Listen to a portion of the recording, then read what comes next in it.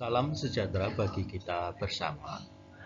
Selanjutnya dalam hal ini akan saya sajikan tentang epistemologi teknologi pendidikan.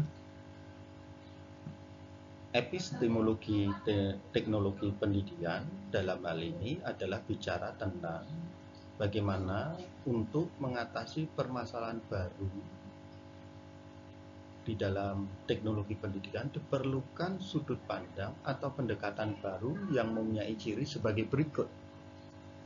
Keseluruhan masalah belajar dan upaya pemecahannya ditelaah secara simultan.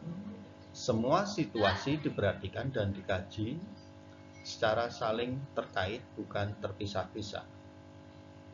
Ingat bahwa yang namanya pendidikan harus dicermati secara makro dan mikro. Pendidikan secara makro itu bicara bagaimana terjadinya regulasi perundang-undangan yang terkait dengan pendidikan itu sendiri. Kalau pendidikan secara mikro itu bicara tentang bagaimana tata kelola pendidikan atau pembelajaran di dalam kelas. Contoh yang saat ini terjadi, adanya regulasi perundang-undangan yang baru tentang kurikulum COVID. Nah, regulasi undang-undang ini itu harus dicermati lagi di dalam pendidikan mikro yang ada di dalam kelas kita. Tidak serta-merta semuanya bisa kita gunakan, harus kita telaah dulu. Mana yang bisa, mana yang tidak. Dan itu harus kita cermati bagaimana sistemnya harus dijalankan.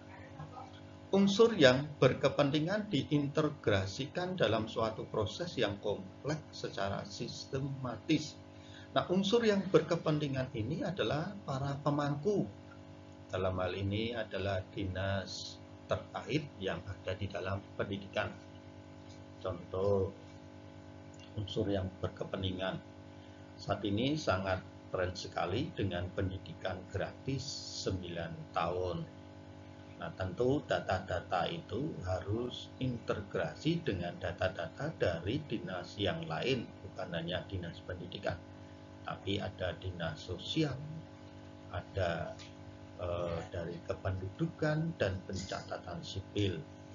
Nah, lalu akan didapatkan data secara real. Data inilah yang nanti akan digunakan untuk melaksanakan pendidikan bagi masyarakat yang di bawah ekonomi menengah ke bawah. Nah, ini sebuah proses yang kompleks. Nanti kalau sudah ditemukan masyarakat demikian, kita akan memberikan bagaimana sebuah solusi pendidikan bagi mereka. Tentu yang namanya sekolah gratis kita tidak membebankan, serta juga dalam hal ini tidak membebankan biaya-biaya apapun. Penggabungan ke dalam proses yang kompleks harus mengandung sinergisme, daya lipat, berbeda dengan masing-masing fungsi yang berjalan. Nah, itu ya, penggabungan tadi itu harus sinergi. Filsafat berikutnya adalah asiologi, kegunaan dari teknologi pendidikan. Kegunaan pertama adalah meningkatkan produktivitas pendidikan. Nah, rekayasa pendidikan itu harus bisa mempercepat tahapan belajar, membantu guru menggunakan waktu lebih baik, dan mengurangi beban guru menyajikan informasi. Guru itu atau pengajar itu ketika di dalam kelas, dia punya sebuah beban yang berat karena kurikulum yang ditetapkan itu memiliki cakupan standar kelulusan yang begitu kompleks dan majemuk.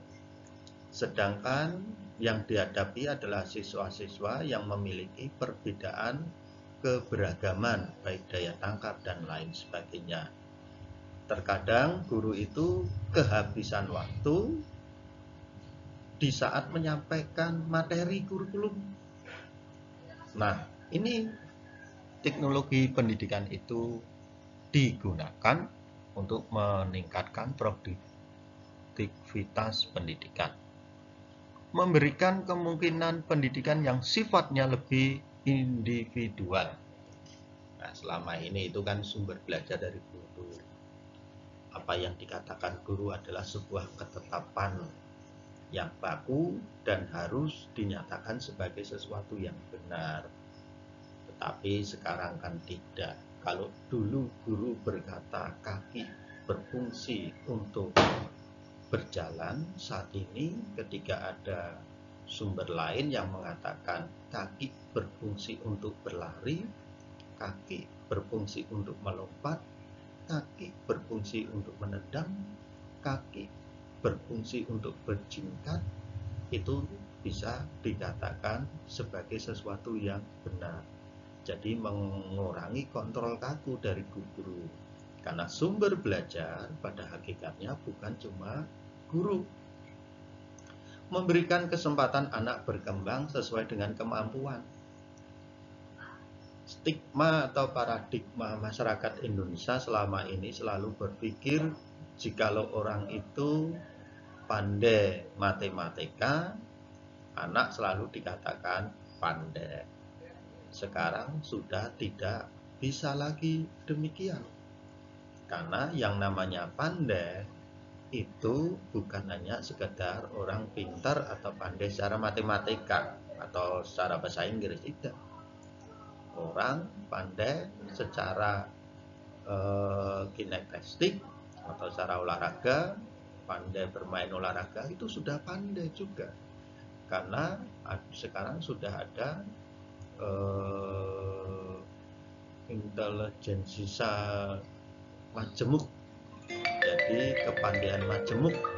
Nah, itu harus dicermati. Orang pandai secara ruang, ada orang pandai secara bahasa, itu juga pandai. Jadi ini anak harus diberi kesempatan berkembang sesuai kemampuan. Lalu memberikan dasar pengajaran yang lebih ilmiah. Nah, teknologi itu harus bisa mampu memberikan sebuah dasar pengajaran yang lebih ilmiah. Sudah tidak ada lagi orang berkata pokok seperti ini. Contoh, waktu kita belajar tentang sebuah tafsiran, kitab tafsiran atau kitab tafsiran Ibrani, lalu kita menyampaikan bahwa penulis kitab Ibrani adalah penulis kitab. Lalu ada orang tertentu yang berkata, enggak, penulisnya Paulus, ya pokoknya Paulus. Lalu orang lain berkata penulisnya bukan Paulus, tapi Barnabas atau Silas. Nah, ini harus disajikan secara ilmiah. Contoh lagi, ada orang tertentu yang berkata baptisan yang benar secara selam. Ya pokoknya selam, nek ora selam ya salah. Nah, tetapi bagi gereja tertentu atau orang tertentu, orang yang dibaptis secara percik itu pun sudah benar. Nah, ini harus disajikan secara ilmiah. Dasarnya apa orang mengklaim baptisan selam? Dasarnya apa orang mengklaim baptisan secara percik? Jadi teknologi pendidikan itu akan memberikan dasar pengajaran yang lebih ilmiah. Berikutnya, lebih memantapkan pengajaran dengan jalan meningkatkan kapasitas manusia dengan berbagai media komunikasi, penyajian informasi dan data secara lebih konkret. Jadi teknologi pendidikan itu akan lebih memantapkan pengajaran kita, karena kapasitas kita akan ditingkatkan dengan menggunakan berbagai media komunikasi. Kalau dulu itu kan sudah baku orang belajar, sumber belajarnya ya buku atau guru. Sekarang tidak. Sumber belajar bisa lingkungan, sumber belajar bisa rekan sejawat, sumber belajar bisa tim-tim ahli tertentu. Nah, ini kapasitas manusia akan ditingkatkan. Dengan dia belajar dari banyak sumber belajar, dia akan mencari dirinya, jadi dirinya sendiri, apa yang harus dia kerjakan dan apa yang harus dia capai. Berikutnya, memungkinkan belajar lebih akrab, ya, secara lebih akrab, karena mengurangi jurang pemisah antara pelajaran di dalam dan di luar kelas. Ya, kalau dulu yang namanya orang belajar ya di dalam kelas, sekarang tidak lagi, ya. Dan memberikan pengetahuan dari tangan pertama, dari sumber narasumber yang pasti. Memungkinkan penyajian materi lebih luas dan merata. Ya, inilah. Jadi sudah materi bisa kita sampaikan lebih luas dan merata. Dengan kita menggunakan learning management system di model ini, saya bisa menyampaikan materi yang bisa menembus batas geografis, waktu, dan ruang. Ya, tidak harus kita tatap muka, meskipun sebenarnya lebih baik kita tatap muka. Perubahan-perubahan apa saja di dalam revolusi pendidikan?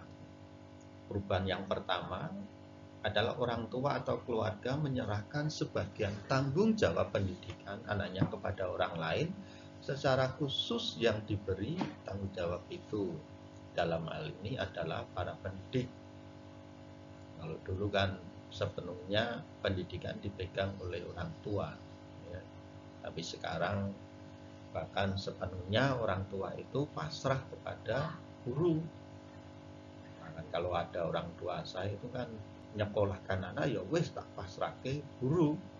Nanti kalau anaknya bodoh, gurunya yang dimarahi.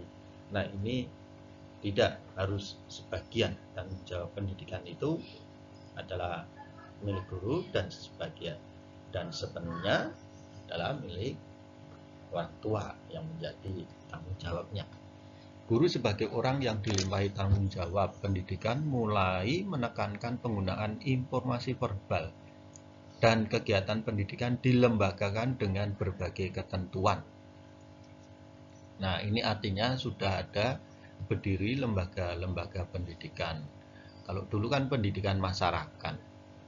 Artinya pendidikan masyarakat, orang mau belajar, berkumpul bersama, orang yang dianggap bisa mampu untuk memberi pembelajaran, itu yang akan menyampaikan tentang pelajaran itu dan disampaikan secara lisan. Sekarang tidak. Sudah banyak lembaga-lembaga pendidikan, bahkan lembaga ini secara spesifik dia menyatakan ini khusus untuk pendidikan bagi guru agama, ini khusus pendidikan bagi tenaga ahli hukum, dan lain sebagainya. Nah, revolusi pendidikan itu muncul lagi dengan ditemukan mesin cetak yang memungkinkan tersebarnya informasi dalam bentuk buku dan media cetak lainnya. Nah, revolusi industri pada waktu itu memunculkan berbagai ide-ide baru sehingga muncullah mesin cetak ini. Dulu kan orang belum punya buku sebagai bahan cetak untuk belajar. Dengan adanya mesin cetak, maka sumber belajar bisa dikembangkan dan disebarluaskan secara maksimal. Perkembangan yang pesat di bidang elektronik, khususnya media informasi komunikasi yang menembus batas geografis, terutama dengan ditemukannya si semut merah ini, ya, atau Android. Dengan ditemukannya Android, segala sesuatunya telah berubah. HP atau Android ini bisa menghilangkan banyak hal, bisa menghilangkan televisi. Tanpa kita memiliki televisi, kalau kita sudah punya Android, kita bisa lihat live streaming. Bisa menghilangkan buku. Tanpa kita memiliki buku, kita bisa mengakses e-book. Bahkan kita bisa bertanya kepada Google. Bisa menghilangkan Alkitab. Sekarang sudah ada Alkitab elektronik yang ditanamkan dalam HP. bahkan mungkin bisa menghilangkan pasangan kita kalau kita tidak hati-hati. Makanya hati-hati dengan perkembangan pesat di bidang elektronik, khususnya media informasi dan komunikasi ini.